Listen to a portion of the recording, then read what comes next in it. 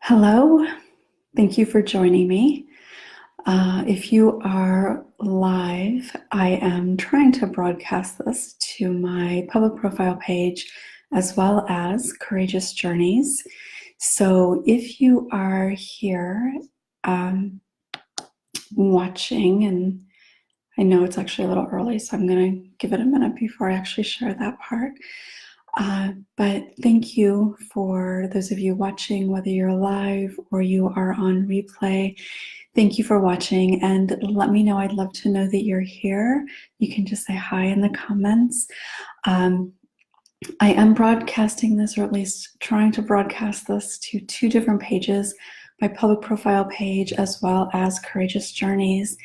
And I'm not sure how it works for sure in terms of comments. So if you are watching on Courageous Journeys, if you could let me know that in the comments, that would be great. If you're watching on my public profile page, you could let me know that as well, just so I have a better sense of how this works, trying to reach as many people as possible.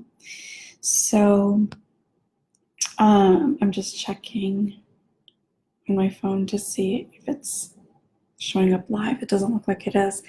So anyway, I'd love to know who's here. So I wanted to talk about denial as a coping mechanism, because this is something that I talk about a lot, and it's something that I think a lot of people don't necessarily, hey Pam, don't necessarily really understand it in terms of a coping mechanism and then the impact that it has on us. So for most of you who are going to be watching this, you've heard me say too many times to count probably, you cannot heal what you deny is wounded, right? I have it everywhere. I talk about it all the time. Hey, Peggy, welcome. Glad to have you here. So it's everywhere because it is such a powerful truth. And one of the things that I recognized very early on in my work with survivors is that we use denial in such a powerful way to cope, which is important and helpful at the time, but it's also one of the biggest things that keeps us from actually being able to heal. So I've been aware of that for a really long time. And then I started recognizing in my private practice in particular, when I would have a few clients that didn't have a history of abuse, that they were also in denial about stuff. And then over the last few years in reaching people, communicating with people and connecting with people all over the world, just really understanding how pervasive it is, no matter what your background is. And that to me was really a profound understanding in recognizing just how significantly we use denial as a way of coping. And we don't do it intentionally. It's not something we make a decision about, because it starts very early in our lives. Our coping mechanisms typically develop very early in life. And I'm not necessarily talking about addiction or eating or sex necessarily as a coping mechanism, and that starts early in life, but denying, minimizing, rationalizing, avoiding, we tend to develop those very early in life, and they happen as a way to protect ourselves. We have an amazing capacity as children to find ways to be okay without having to think about it. Those same coping mechanisms that we develop early in our lives, that most of the time we're completely unaware of, they stay with us throughout our lives. And I know for any of you who found me on YouTube, you've probably seen the video on coping mechanisms. It's actually the highest watched video that I have. So you've heard me talk about this a little bit. But we develop these coping mechanisms, they stay with us because they become really, for all intents and purposes, an instinctual way of coping with difficulty in our lives, no matter what that difficulty looks like. It could be feeling stressed about something, or not feeling well. There's lots of different things that we use coping mechanisms for. And for most of us, we're pretty unaware that we're actually using coping mechanisms. And we're even more unaware of exactly what those coping mechanisms are. So the idea, you cannot heal what you deny is wounded. I think I actually said that for the first time, I don't know when, but a long, long time ago, when I was actually with a client. And I don't remember what the circumstance was exactly, but I believe that that's how it came out. And that's usually the case, is when I'm actually talking with a client, when I come up with the analogies and all of that. But what I mean by that isn't that we've repressed something. Although, of course, you can't heal from something if you've repressed it and are not acknowledging that there's something there to heal. But it's more about denying the impact, denying how we feel about it, denying that it's affecting us, denying that it creates difficulty in our current lives. So some of the ways that that shows up might be, no, that doesn't bother me. No, I took care of that a long time ago. No, I forgave that person. No, it doesn't bother me. It was a long time ago and I'm over it. No, it doesn't really bother me because I learned so much about myself in the process.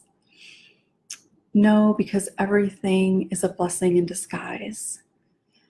There's so many ways that we deny the reality of how we've been affected by something. And all of those examples that I just gave are things that we say to ourselves as a way to cope, as a way to tell ourselves that we're not really bothered, so that we can then not really look more deeply at the pain that might be associated with it. And that pain doesn't have to be trauma. It can be the loss of your first love, that because you told yourself, oh, I didn't really like him anyway, or I'm better off without him, you tell yourself, oh, I don't care. When in reality, you're heartbroken. In reality, it creates difficulty in trusting not only future partners, but anybody. So the denial that we end up using, mostly unconsciously, serves a purpose when you're in the middle of something that you need all the coping mechanisms you can possibly harness. It's helpful when you don't have the ability to change your circumstances, when you have to put one foot in front of the other and go on with your life. Denial serves a really important purpose.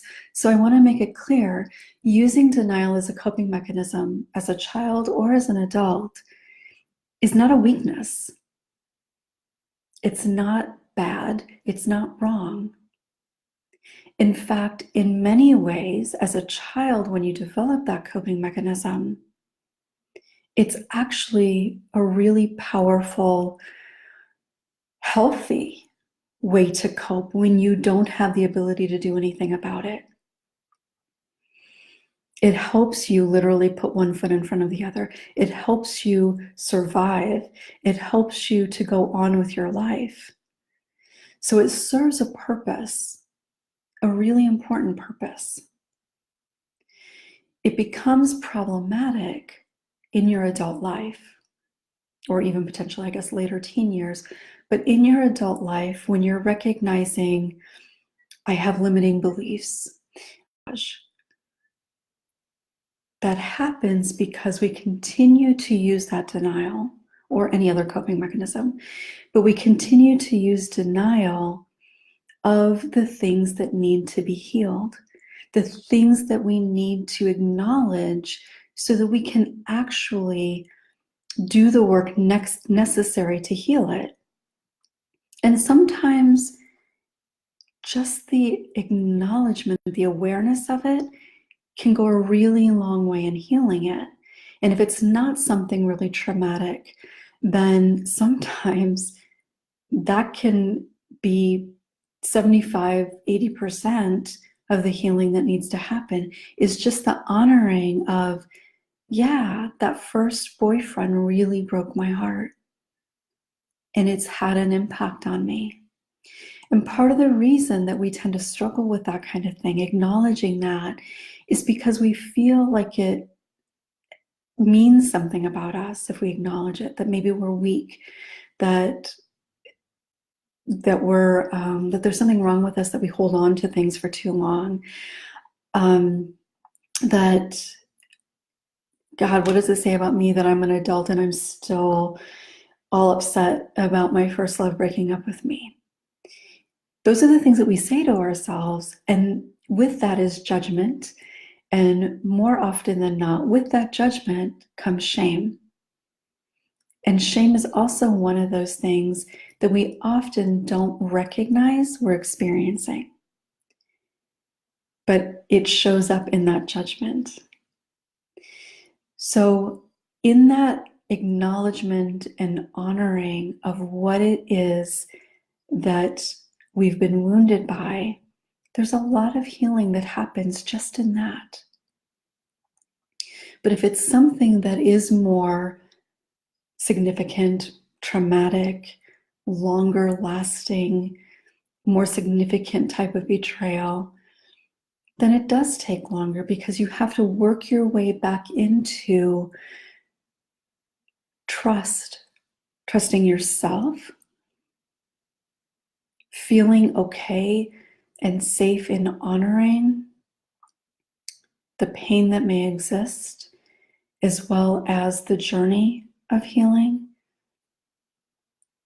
So there's things that have to happen, but none of that can happen if we're in denial about the fact that something is having an impact on us. I've often heard people, when I say you cannot heal what you deny is wounded, and then I've often add, and we are all wounded, because we are all wounded. You cannot escape childhood without being wounded. That really is true. Children are so susceptible and absorb everything around them. And even if you grow up in a really healthy family and a really healthy community, and unfortunately we don't live on a healthy planet, but the reality is that there's very few communities probably that are actually pretty healthy. And it's also true that there's very few families that are actually really healthy. And what I mean by that is that I'm not suggesting that every family is abusive. That's not at all what I'm saying. I'm talking about health of a family. And the health of a family, or a human being actually, can only be healthy to the extent that everybody is aware of their struggles and is actively doing something to heal it. So the reality is that most of us did not grow up in really healthy families. I know I certainly didn't, even aside from any abuse. It still wasn't a very healthy family. When people don't talk about things, that's not a very healthy family. When families use denial as ways of dealing with things, that's not a very healthy family. So even without any sort of abuse or trauma or really major things going on, children are affected. And some things leave a much longer lasting impact than other things.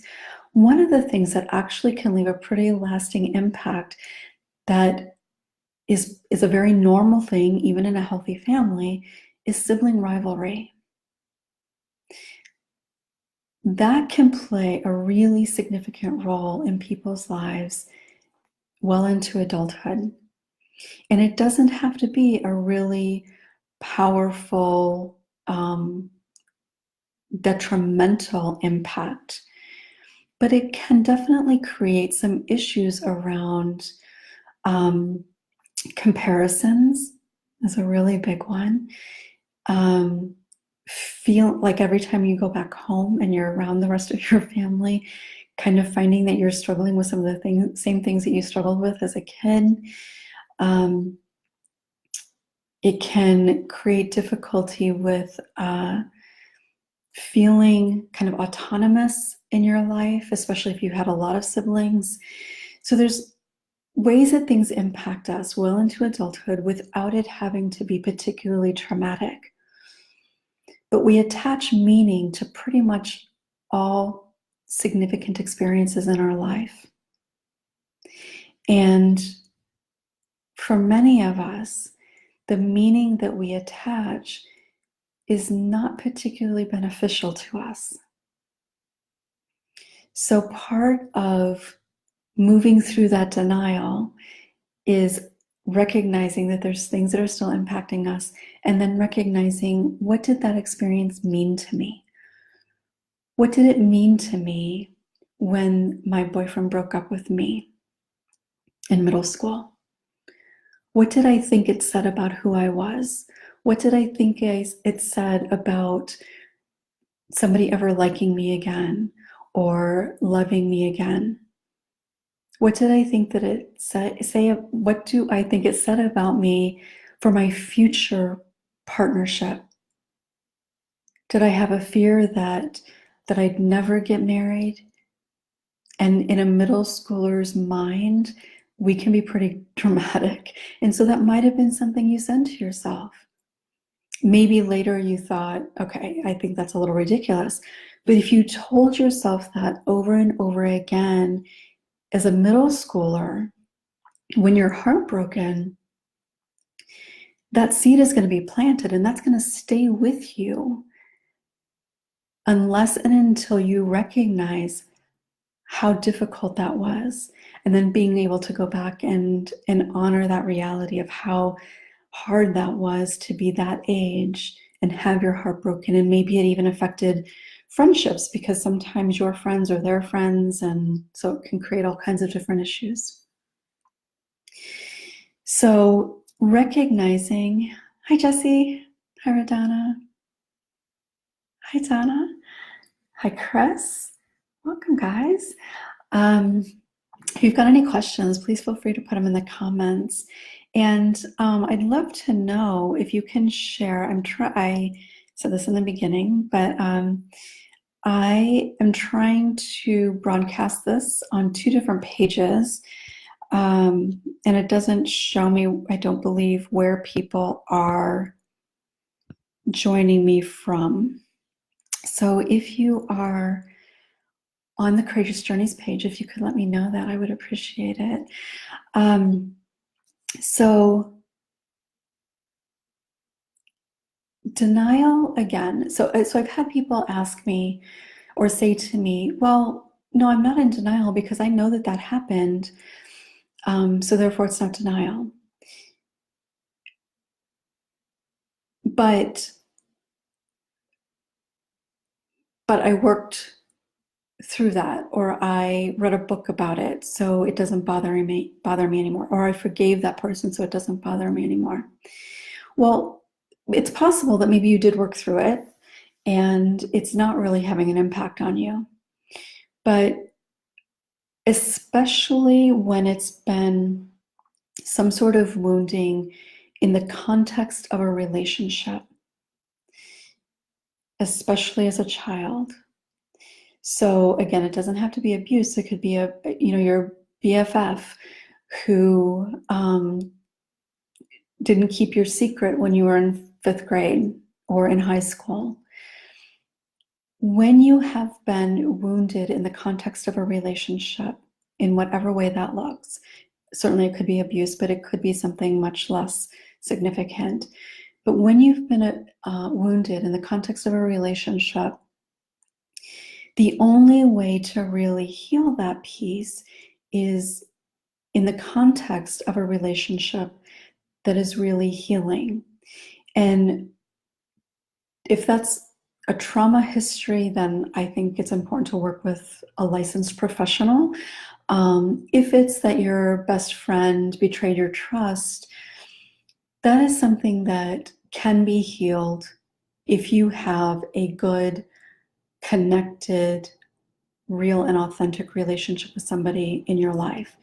But you have to be conscious about it. You have to be very mindful that you are showing up vulnerably, that you're giving this person the opportunity to show you that trust can exist, that safety can exist in a relationship. And you have to do that intentionally and mindfully, because if you don't, it's not going to release that wound. Because when you experience it, if you're not consciously experiencing it, it's not going to really register. You're not going to be able to internalize it to chip away at that belief, that meaning that you've attached to it. In fact, when you're having a hard day, you might even say to yourself, if that person, if you've shared something with that person like 6 months ago and you're having a hard day totally unrelated to that relationship, you might then suddenly recognize that you're having a fear. Oh my God, I shared this with that person 6 months ago, and what if they tell somebody, or what if they've already told somebody? I don't know if I can ever tell them anything again. I don't know if I can be around them anymore.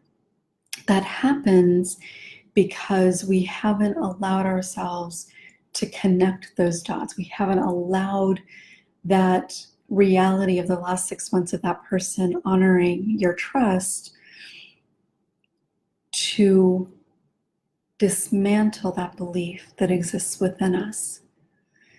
So we have to be really conscious of what it is that we're doing to heal. Even if we're doing a lot of things that are healing, and this is one of the reasons why you could be in therapy for a long time, you could be working with 10 different coaches, doing all kinds of retreats and programs and spending tons of money on something. But if you don't know, if you're not really able to weave those connections together, then you're not getting at the core of what is wounded. And so again, being able to recognize, what is it that I'm really healing? And why do I need to heal that? What is it that created that wound? Because a lot of us know that we might have wounding around relationships. Like if you struggle with a pattern of really unhealthy or unfulfilling relationships, okay, I've got relationship wounds. And you might even recognize, well, of course that makes sense because I was abused as a kid, or because my father abandoned me or something. So you might recognize that. But you have to be able to recognize and fully really understand the impact that that had on you. Not just identifying like, okay, it makes sense that this is why I'm wounded, or this is how I'm wounded. You have to be able to go back and really understand the impact that it's had on you. What is the meaning that you've really ultimately attached to it?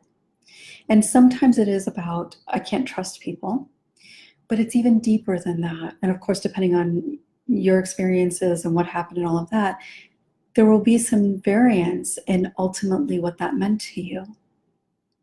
And then what your subsequent experiences were will also have an impact on the meaning and how much reinforcement there's been over the years. So there's a lot of different kind of layers that go into recognizing what the wound is, honoring the wound, and then the process of healing it. And in my online program, one of the reasons that I called it Journey to Understanding is because really being able to understand at a deep core level of what's affected us and how it's affected us, how it continues to affect us. And then what do we do to really heal it? Like, all of those factors are necessary in order to be able to heal something. And we have to be able to have a really deep, solid foundation of that understanding in order to continue to build on it. If we don't have that really solid, sturdy foundation, then everything that we do, the therapy, the coaching, the self-help books, all of it is built on a really unsteady foundation that can crumble very easily because that understanding isn't there.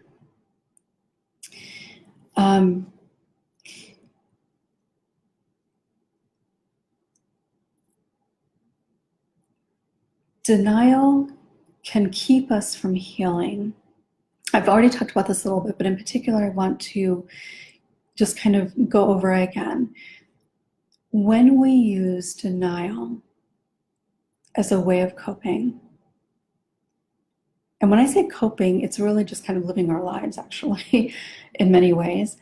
But when we use denial and we say to ourselves, even like, oh, I've forgiven him or her, so I'm okay now. I couldn't even begin to tell you how many people I've known, and not just clients, but how many people I've known who have said that, oh, I forgave that person a long time ago, so I'm good. I've moved beyond that. Sometimes maybe that's true, but so many people kind of use forgiveness in a sense as a way of coping. It's another form, in a way, of denial, because we think that we should forgive, whether it's a faith-based idea or a spiritual-based idea or a self-help idea. Or even, well, I guess that goes along with spirituality, but the idea, like, if we hold on to anger, it's hurting us and not somebody else. But forgiveness is much deeper than, okay, I forgive you, or I forgive that person. In order to forgive, we have to really release. Forgiveness as a sense of release and healing. It has to come from a place of honoring the pain, the impact, the wounding that person created in our lives. And for many of the people that I know who have forgiven, they haven't done that. They just forgave and moved on, or forgave and got over it, or forgave and put it in the past because they forgave.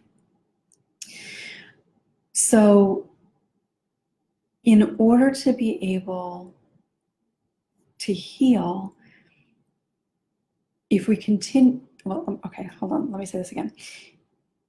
If we continue to use any of those ways of denial, I got over it, it doesn't bother me anymore, I can talk about my abuse, so therefore I'm healed, which is not at all necessarily true. But whatever we're saying to ourselves, if we believe, if we allow ourselves to accept that that means that we're healed, then we're never really going to do the work required to be able to heal. And I know that fear can play a really, really huge role in keeping people in denial. Fear of, what is it going to feel like? What if I have a breakdown? What if I end up depressed? What if I can't get out of bed? What if I become so angry I hurt somebody? Those are fears that all of those are things that I've heard people say. But if you saw my last Q&A video, and I talked about having to use the energy to hold Jack in the Box, when we're using denial, on some level, we do go on. We still struggle, and we don't know why we're struggling necessarily, but we kind of go on. But it's still like this weight that we're carrying on our shoulders. When we are willing to look at how we might be wounded or what still needs to be healed, like I said before, just that awareness, that acknowledgement to that part of you that was wounded, especially if there's a little girl in you or a little boy in you that is hurt, that by itself is so important in healing and so powerful in healing. And when you go into healing from that place, all those things that you fear are much less likely to happen because you're going at it from a place of compassion instead of shame. And I can say, and I don't know how many clients I've had over the years, but I have never had somebody who ended up in a place that they got stuck in, that they ended up worse off and were stuck in that place. And it doesn't happen because you're actively working towards healing. And if you haven't watched the video last time, I go into that a lot more. But there's things that you're doing to actually heal, and you've got support. So those fears, which are natural fears to have, they're normal for people to have, but they're not based in the reality of what actually ends up happening. In fact, most people who end up getting stuck in a really, really difficult place in their lives, it's because something has been triggered.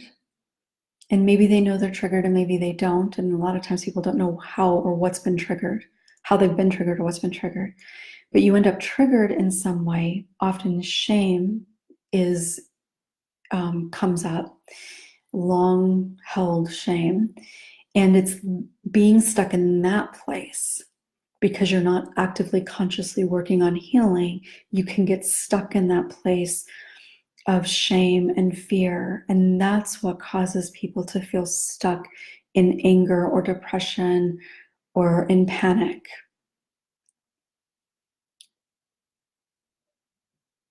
I'm not saying that people don't feel those things when you're in the healing process, but if you stay with it and you reach out and you have support and you're talking and you're not closing down and going back into that place of denial, you don't get stuck there. You really don't. I've never known anybody that has been the case if you stick with it. So that's really kind of what I wanted to talk about, because I want people to really understand, because I've been talking about you cannot heal what you deny is wounded in a broader context aside from just talking about abuse or childhood trauma. I've been talking to people that don't have a history of trauma, people that don't necessarily have anything that stands out in a really obvious way that's affected them, and helping them understand the ways in which we are wounded, because we are all wounded. We truly are. And when I was talking about if you grew up in a really healthy, happy family, if you grew up in a really healthy, happy community, really, does that exist? I don't think that it does. I don't think that, I think the likelihood is slim to none that a person is going to grow up in both a healthy, happy family and community. Because even if you grow up in a pretty healthy family, there's still going to be things that leave a mark. But there's a good chance that your community struggles with violence, poverty, natural disasters. There's lots of different ways that communities are unhealthy, and that has an impact on a child.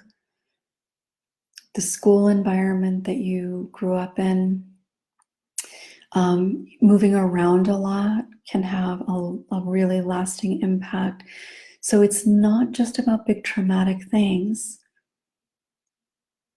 It's often the things that seem innocuous that can have the longest lasting impact for a lot of people because they're not addressed. You don't see them as being potentially impactful. Sorry. I'm glad you made it to Adana. I have 6 and I had more setbacks in life than any of them due to health. Laura, I'm sorry to hear that. And having siblings is, I think, beautiful and great. And I have siblings, but I was not raised with them, and they were quite a bit older than I was. And so I was basically raised as an only child. But I have 2 children who are very close in age. And of course, I know a lot of people who are siblings. And even when you have a pretty good relationship, inevitably, even in a really great family, there are going to be so many comparisons. And anytime we compare ourselves to somebody else, no matter who it is we're comparing ourselves to, we're almost always going to feel worse about ourselves. I could do a whole other video on comparisons, and maybe I will sometime. But if you notice how often you compare something about yourself to somebody else, that has a huge impact on us. So even just noticing that, and if you recognize a pattern of comparing yourself in different situations, there's something to heal right there. I was horrible at comparing. I would find a way to compare myself to quite literally nearly anybody that I came across in real life, on TV, a fictional character. It didn't matter. I could find a way to compare myself to anybody in a way that always made me feel worse about myself. Because really, when we compare ourselves to other people, rarely do you end up feeling better about yourself, right? Hi, Christina. Glad that you made it. Hi, Lakesha. Learning the ways that I've done many things. Yeah, because they weren't abuse or traumatic. Yeah, and you're right. So talking about how when emotions or emotional responses are discouraged or ignored, and that's a really important point. And one of the reasons why it does happen is that, like, even just thinking about going back to like childhood trauma, if you are upset about anything, it doesn't even have to be trauma actually, but you live in a family, and sometimes even well-meaning parents might say, oh, don't cry about it, or oh, be a big boy, be a big girl, don't cry. Even well-meaning parents do that. But the impact that that has on a child is incredibly significant, because it does teach you that what you're feeling isn't okay. And so you naturally just learn to not feel it. But another thing that that does that is incredibly impactful, way, way, way into adulthood, even after you've done a lot of healing, is cause you to not trust yourself. It causes you to not trust your own feelings.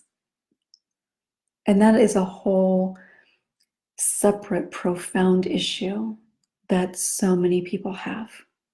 So many people have, and it takes a really long time to really kind of work through that. And that's one of the things, that's probably the thing actually that I still find myself having to consciously work on at times.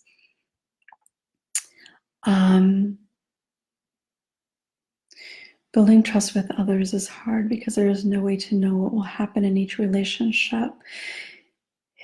You're right. And that's a very, very valid point. And that is part of the paradox there, is that, you know, you've heard me say too, that healing happens in connection. The only way that we can heal is when we are connected. The only way we can be fully, deeply connected, authentically connected, is if we allow ourselves to be vulnerable.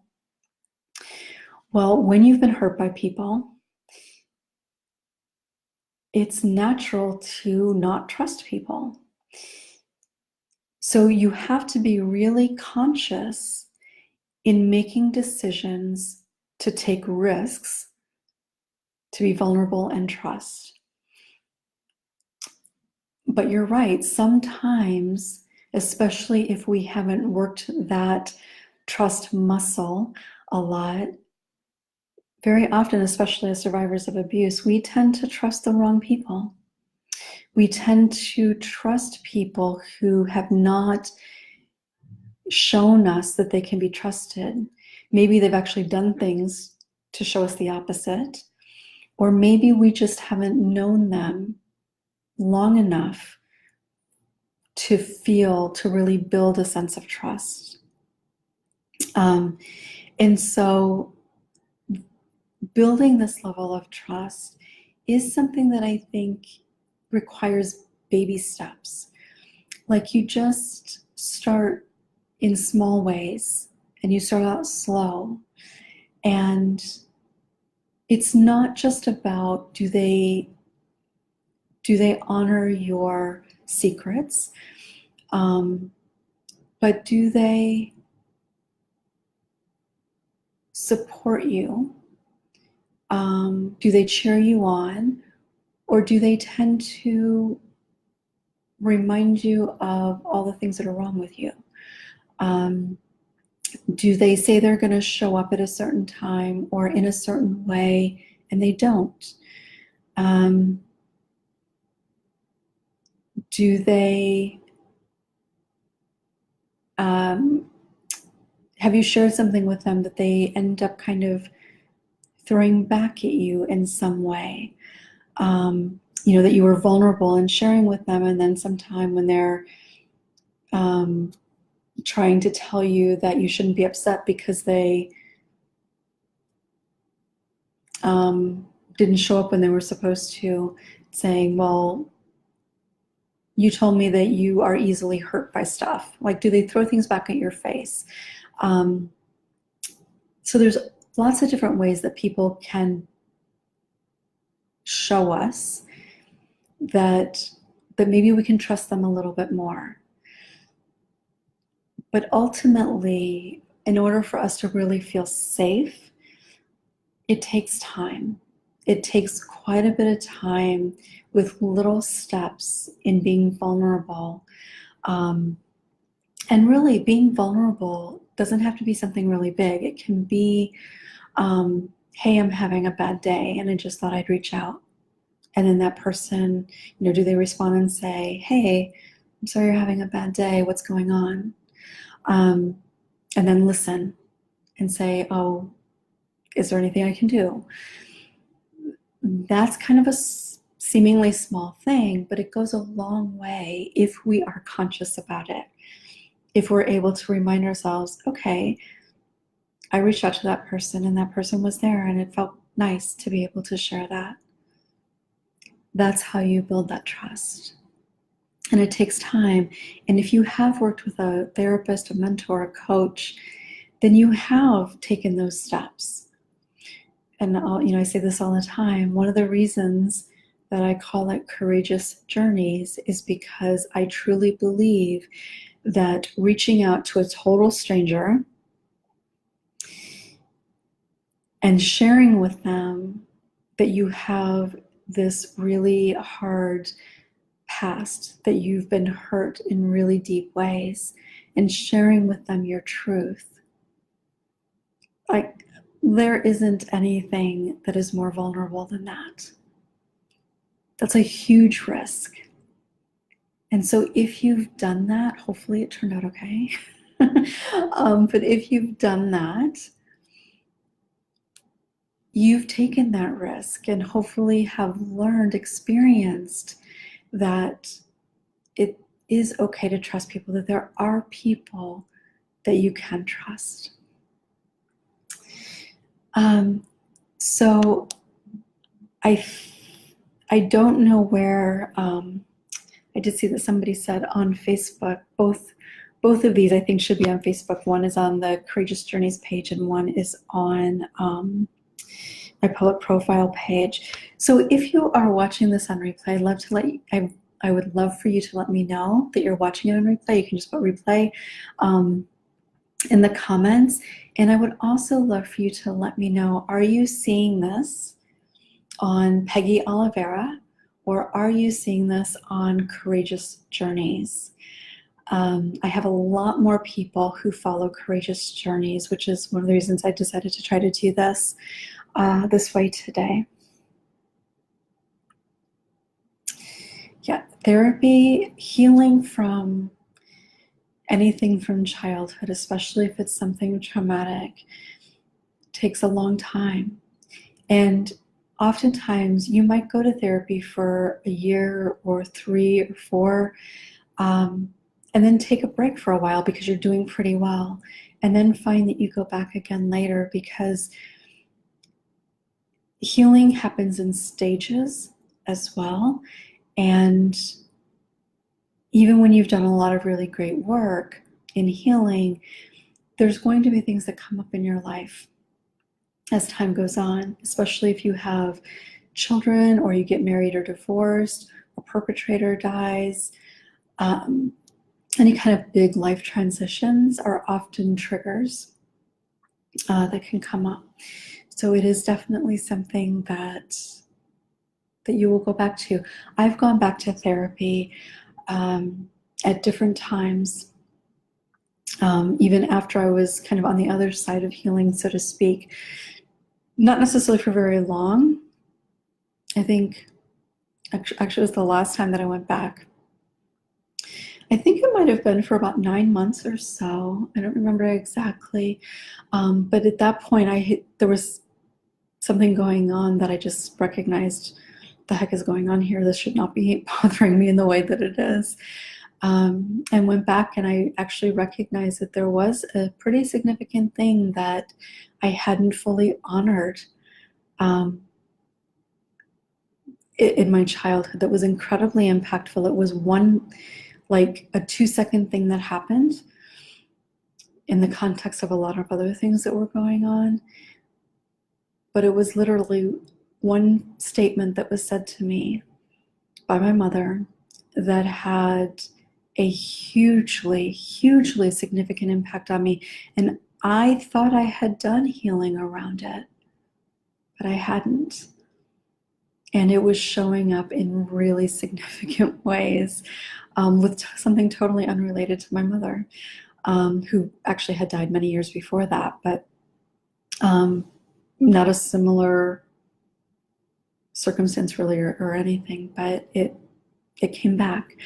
So I was able to do the work that was necessarily, and a big part of that actually was just recognizing how painful that experience was, how actually devastating that experience was, the impact that it had on me in terms of not trusting myself, was huge. And again, just that awareness actually did the majority of healing. So that's actually a really good example of what I was talking about earlier. And granted, I had already done a lot of healing, so that probably plays a little bit of a role there, in terms of it just the awareness making a huge difference in the healing. But still a good example, I think. So thank you for joining me. If you have any quick questions, I can be here a little bit longer to answer any questions. If you have any, I'm happy to answer if I can. If this video has felt helpful to you at all, and you have not seen my last Q&A on YouTube, then you might find that video interesting and helpful as well. The question was something along the lines of,